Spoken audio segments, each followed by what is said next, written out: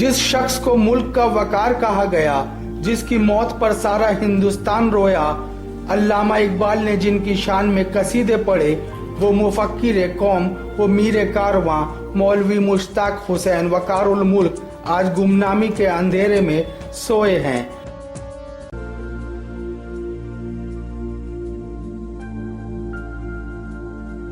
और नौजवान नस्ल को उनके बारे में पता भी नहीं। आखिर कितने लोग होंगे जो वकारुल मुल्क को जानते होंगे? अगर जानते होते तो आज उनके मज़ार की ये हालत भी नहीं होती। आज उनके मज़ार पर कूड़ा पड़ रहा है, लोग गंदगी मज़ार पर डाल रहे हैं।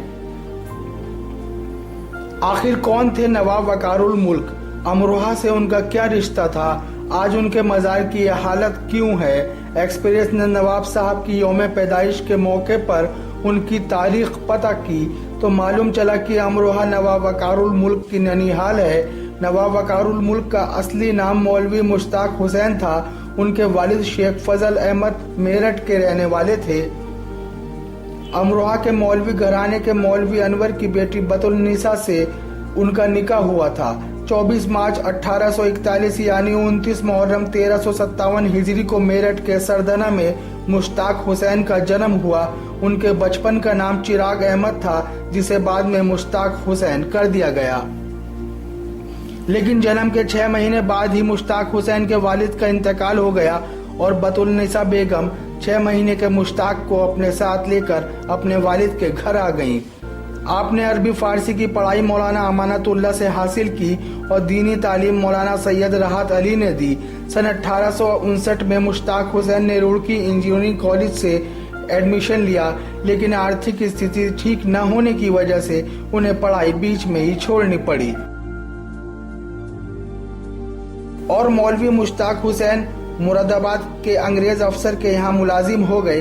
लेकिन नमाज की पाबंदी के चलते उन्हें जल्द ही नौकरी छोड़नी पड़ी।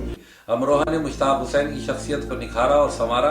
अमरोहा हमेशा से ही इल्म अदब का गहवारा रहा है, जिसका असर वकारुल मुल्क की जिंदगी पर बचपन ही से रहा। मुश्ताक हुसैन बहुत दीनदार इंसान थे। नमाज के औकात में ऑफिस का काम छोड़कर चले जाते। ये बात इनके अफसर मिस्टर कालून को बर्दाश्त न हुई।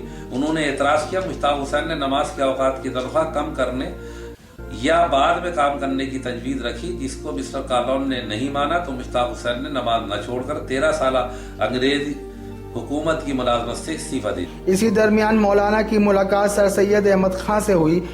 नवाब हैदराबाद सालार जंग को अपने काम के लिए भरोसेमंद आदमी की तलाश थी। सर सैयद के कहने पर नवाब साहब ने मुश्ताक हुसैन को अपने यहाँ रख लिया और जल्द ही नवाब हैदराबाद को मौलाना की कीमत का अंदाजा हो गया और नवाब सालार जंग ने खुश होकर उन्हें कई जागीरों का मालिक बना दिया और नवाब वकारुल मुल्क की उपाधि भी उन्हें हासिल हो गई। कहा जाता है कि अमरोहा की सरजमीन बड़ी जरखेज़ है, जिसने हमेशा लालो याकूत पैदा किए और सिर्फ हिंदुस्तान ही नहीं बल्कि दुनिया को ऐसी अजीम शख्सियत अता की हैं कि जिन्होंने दुनिया के कोने कोने में जाकर अमरोहा का नाम रोशन किया।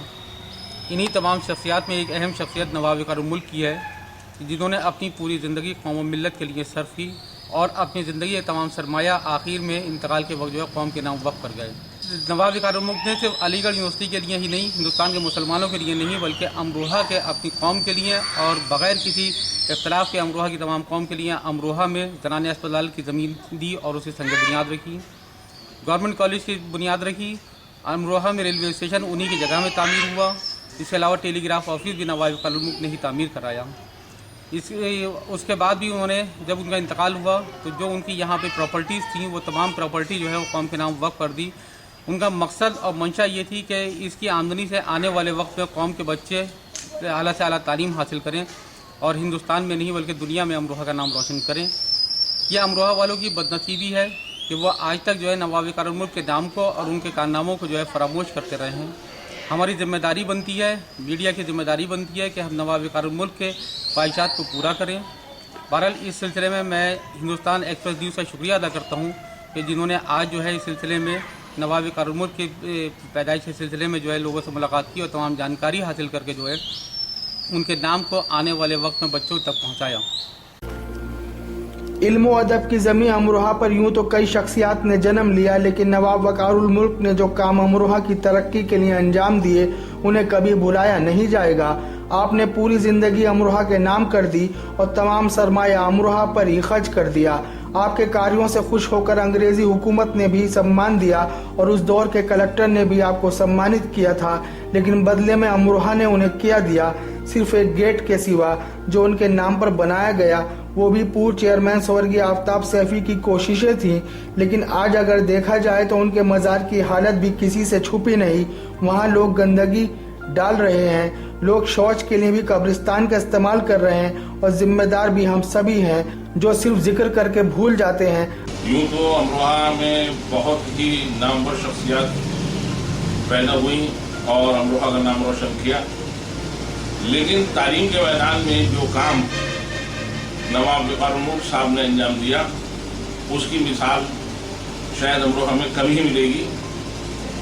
नवाब साहब ने अमरोहा के लिए बेजबहा काम किए। आपने यहाँ पर रेलवे लाइन का भी लिए ज़मीन दी, आपने टेलीग्राफ ऑफिस भी यहाँ कायम किए और जो गवर्नमेंट इंटर कॉलेज है वो भी आप ही की देन है। आपकी शख्सियत का जो है कोई भी हम अहाता नहीं कर सकते, क्योंकि आपकी शख्सियत नामहदूद थी। आपकी ईमानदारी का आज भी लोग तस्करा करते हैं। आज अमरोहा में पार्क की कमी है। वक़ारुल मुल्क का मज़ार बिजनौर मार्ग पर स्थित है। अगर पालिका उनके मज़ार का सौंदर्यीकरण करा दे और एक खूबसूरत पार्क वहां बना दिया जाए तो ये कोई बड़ी चीज़ नहीं और शायद किसी को एतराज़ भी न हो, और अगर किसी को एतराज़ होगा भी तो वह इंसान न होगा।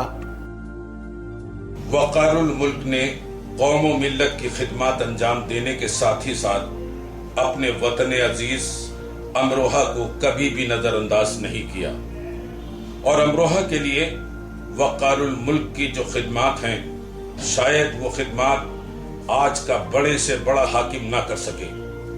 अमरोहा को तरक्की की राहों पर लाकर खड़ा करने वाली शख्सियत का नाम नवाब वक़ारुल मुल्क है। सबसे पहले तो मैं एक्सप्रेस न्यूज़ की इस पहल को मुबारकबाद देना चाहूँगा कि अभी मीडिया में हमारा चौथा पिलर कहलाता है, इसमें बाज़ौक़, बाशौक़ और बासलाहियत लोग मौजूद हैं जिन्होंने इस अजीम शख्सियत नवाब मुश्ताक हुसैन, जिनका लक़ब वक़ारुल मुल्क था, उनकी याद में आज लोगों से मुलाकात की और उनकी ज़िंदगी पर रोशनी डाली। सच्ची और अच्छी खराज तहसीन अगर हम उन्हें पेश करनी है तो उन्होंने तालीम की निस्बत से जो काम किया है उस शमा को हमें बढ़ाना है, अपने बच्चों को पढ़ाना है। हम इस बात का अज़्म लें और हलफ लें कि हम अगर साहिब हैसियत नहीं है तो हम आधी रोटी खाएं, लेकिन अपने बच्चों को पढ़ाएं। कल क्या होगा हमें पल का पता नहीं। हमें जो कुछ भी है ज़्यादा से ज़्यादा अल्लाह की राह में देना चाहिए और अल्लाह की राह का दिया हुआ सामान आखिरत की आफियत का सबब बनता है। आपसे यही गुजारिश है आखिर में कि अपने बच्चों को पढ़ाएं और उनके नशो-नुमा को ज़्यादा से ज़्यादा तरक्की। अंकित चौहान और फजल अहमद के साथ सैयद जमशेद, एक्सप्रेस न्यूज़, अमरोहा।